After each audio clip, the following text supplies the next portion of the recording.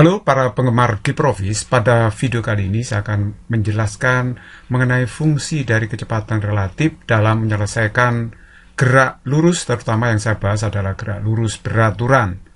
Nah, coba perhatikan problem seperti ini. Misalkan di sini ada bus bergerak dengan kecepatan 90 km per jam ke kanan, sedangkan ada sedan, ini anggap aja mobil B, bergerak ke kanan juga dengan kecepatan 70 km per jam. Berapakah kecepatan relatif mobil B terhadap mobil A? Ini sangat mudah sekali.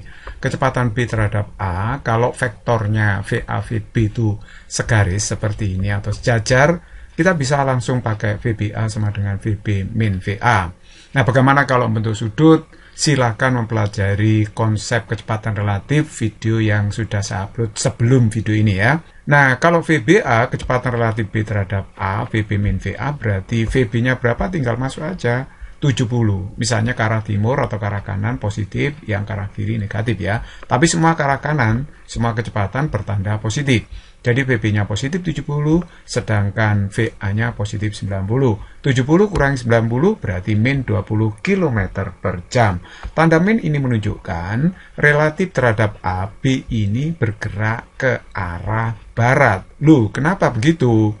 Karena kalau Anda mengendarai mobil A, ya, ini kan mendekati mobil B.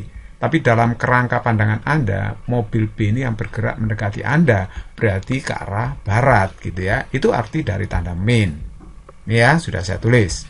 Nah, sekarang bagaimana kalau arahnya berlawanan seperti ini?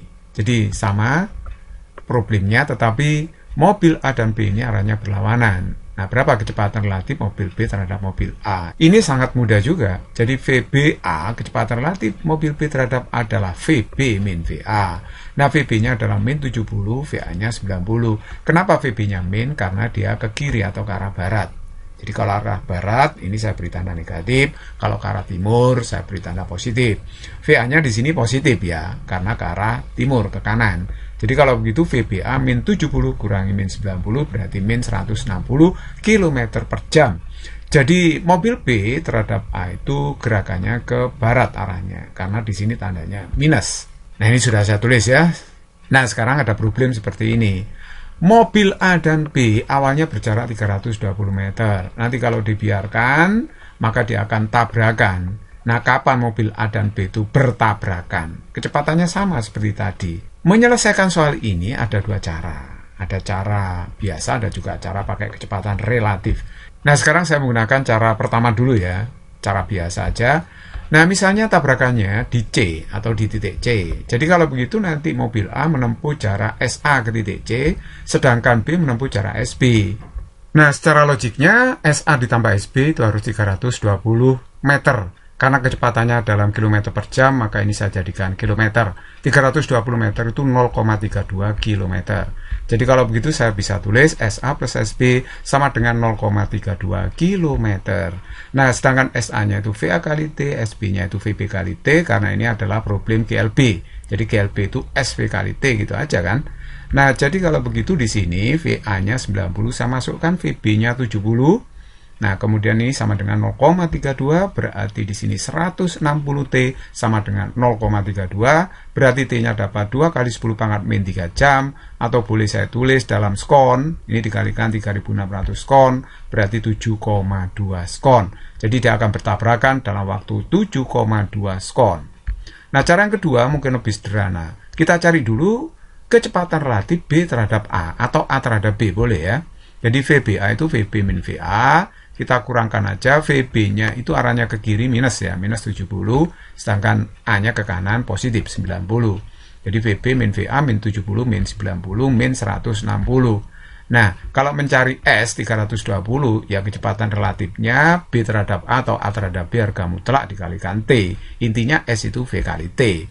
Jadi kalau begitu waktunya S dibagi harga mutlak VBA. Jadi kalau gitu S-nya 0,32 dibagi 160, ini sama aja dengan 2 kali 10 pangkat min 3 jam, atau 7,2 skon. Sama hasilnya dengan tadi. Tergantung Anda lebih enak pakai cara mana, cara satu atau cara dua ya, terserah Anda begitu ya. Nah, ini problemnya sama dengan problem satu tadi, cuma mobil sedannya itu bergerak ke arah kanan, jadi bergerak sama arah gitu ya. Karena mobil A ini bergerak lebih cepat daripada mobil B, nanti suatu saat mobil A bisa bertabrakan dengan mobil B. Nah, kapan mobil A dan B bertabrakan? Misalnya tabrakannya di titik C ya. Jadi kalau begitu, dari acuan mobil A, maka nanti mobil A itu bergerak menempuh jarak SA ke titik C. Nah, dari titik acuan yang sama, maka mobil B itu menempuh jarak SB ke C gitu kan. Oke. Jadi kalau dia bertabrakan atau berpapasan, kalau tidak bertabrakan, maka posisinya harus sama. Berarti posisi A dan B itu harus sama terhadap titik acuan tertentu. Nah, saya menggunakan titik acuan di mobil A. Jadi Anda bisa bayangkan di sini mobil A ini sebagai pangkal koordinat berarti di sini ya. Oke, SA-nya itu VA kali T karena GLB. Sedangkan SB-nya perhatikan di sini. SB-nya itu sudah punya jarak awal ya terhadap A. Mobil B itu punya jarak awal SO ya 320 meter. Nah, jangan lupa ini ditulis jadi SO plus VB kali T. Kecepatan B dikalikan dengan waktunya. Jadi kalau begitu VA-nya 90 kali T, SO-nya kan 0,32 km, VB-nya 70 kali T. Berarti ini 90T dikurangi 70T sama dengan 0,32, berarti 20T sama dengan 0,32. Sehingga T-nya 0,32 dibagi 20, berarti hasilnya adalah 16 kali 10 pangkat min 3 jam. Atau kalau dikalikan 3.600 skon hasilnya ini ya, 57,6 skon. Nah, cara 2 kita memanfaatkan kecepatan relatif. Kita hitung dulu kecepatan relatif mobil B terhadap A. Pakai ini kan, VBA sama dengan VB dikurangi VA. Jadi VB-nya 70 ke kanan positif ya. VA-nya juga kanan positif 90. Jadi ini hasilnya min 20 km per jam. Nah, kalau jarak tempuhnya untuk mencapai tabrakan, S-nya itu bisa pakai kecepatan relatif. VB terhadap A dikalikan T. Jadi T-nya itu S per VBA, sehingga kita dapatkan S-nya 0,32, VBA adalah 20, sehingga hasilnya sama, 16 kali 10 pangkat min 3 jam. Atau boleh ditulis 57,6 skon. Jadi kalau begitu, cara 1 maupun cara 2, ini sama jawabannya. Anda boleh memilih salah satunya. Nah, Anda yang enak pilih mana ya terserah Anda sendiri.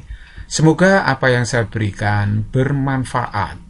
Tetap belajar dan jangan pernah berhenti belajar.